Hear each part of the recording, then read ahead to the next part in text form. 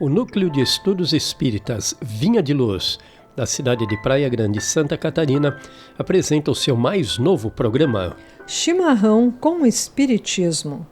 No formato de perguntas e respostas, abordaremos comentários do espírito Miramês sobre as questões do Livro dos Espíritos de Allan Kardec. Neste 49º programa, abordaremos a questão de número 49.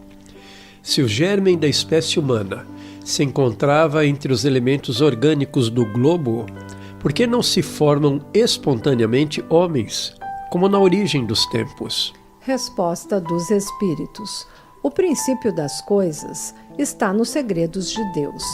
Entretanto, pode dizer-se que os homens, uma vez espalhados pela terra, absorvem em si mesmos os elementos necessários à sua própria formação, para os transmitir segundo as leis da reprodução. O mesmo se deu com as diferentes espécies de seres vivos. Comentário do espírito Miramês. O aparecimento do homem na Terra não aconteceu diretamente do gérmen a ele, sem as devidas escalas, sem as variadas formas organizadas pelas inteligências superiores. Há um progresso em tudo que existe, cuja força vem de Deus, que comanda tudo por intermédio de seus filhos maiores, encarregados do aperfeiçoamento de todas as coisas.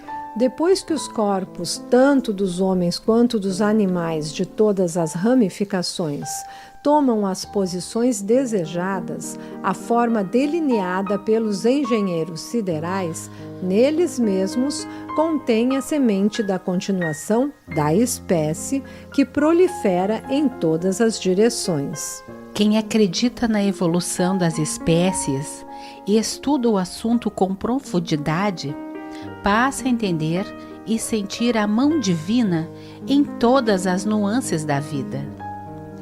Já parastes para meditar na transformação de um protozoário unicelular pelas mãos do tempo e de Deus e se expressar em um homem da atualidade? Já pensaste também nos caminhos percorridos? Todos os cálculos de tempo feitos estão sujeitos a reparos, porque a distância é muito grande. É um verdadeiro mistério dentro dos mistérios maiores. Existem leis organizadas no universo, modificadas para cada casa planetária, de acordo com a sua própria evolução. E essas leis são vigiadas pelas inteligências superiores, que as abrem em misericórdia quando necessário e impõem a justiça quando é preciso.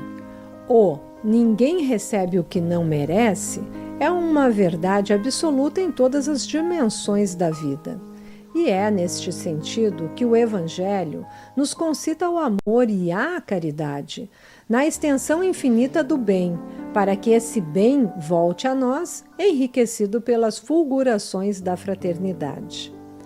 Quando temos de falar de O Livro dos Espíritos, detalhadamente, como ocorre nesse caso, haveremos de repetir muitos assuntos, e nesta repetição, os valores são aflorados, como que nos favorecendo a oportunidade de um aprendizado mais seguro e um estudo mais amplo sobre os assuntos ventilados. O mar faz como que o papel de útero da terra. As águas foram criadas sob a supervisão de Jesus Cristo, e nelas foi colocado algo divino, que pela própria natureza pudesse desenvolver o início da vida para formas aperfeiçoadas no decorrer do tempo. A forma humana era a desejada, para que o espírito encontrasse nela um instrumento para as suas grandes experiências na Terra. E eis aí, há muito tempo, em sociedades, os homens avançando e progredindo na escala que lhes é própria, cumprindo, assim, uma determinação de Deus.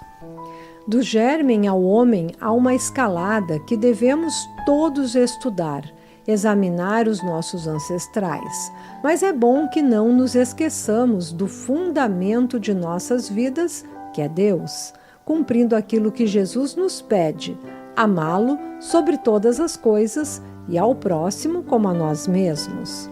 Em tudo que fizermos sem Deus, desaparece a estabilidade e os nossos esforços serão enfraquecidos. Se nós procuramos a gênese de tudo que se refere à matéria, por que não buscarmos a nossa própria genealogia e reconhecer o Senhor como nosso Pai, que está nos céus? Ele é que nos dirige todos, a quem devemos obediência. Ser-nos-á de grande proveito entendermos as lições de Jesus e procurarmos a vivência do seu Evangelho. O princípio do homem está nos segredos de Deus, guardado na nossa consciência profunda. Um dia poderemos consultá-la sem perda e gasto de tempo. Antes disso, procuremos melhorar as nossas condições morais e espirituais, aumentando a nossa resistência e alargando as nossas capacidades de trabalho e de amor. Que o amor verdadeiro nos salva de todas as imprudências passageiras dos nossos caminhos. Que Jesus nos abençoe.